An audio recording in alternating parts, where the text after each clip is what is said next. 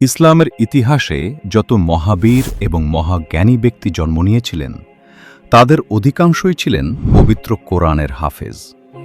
এটি পবিত্র কোরআনের একটি মুজিজা। বাল্যকাল থেকেই ওমর মুখতার অত্যন্ত সাহসী প্রকৃতির ছিলেন। তার যুবক বয়সের একটি ঘটনা তাকে লায়ন অব দ্য ডেজার্ট উপাধি এনে দেয়, যাকে আরবিতে বলা হয় আসাদ আস-সাহারা, অর্থাৎ মরুর সিংহ। উপাধিটির পেছনে একটি বিশেষ গল্প রয়েছে। একসময় তরুণ বয়সে ওমর মুখতার একটি কাফেলার সঙ্গে মরুভূমি পাড়ি দিয়ে লিবিয়া থেকে সুদানে যাচ্ছিলেন।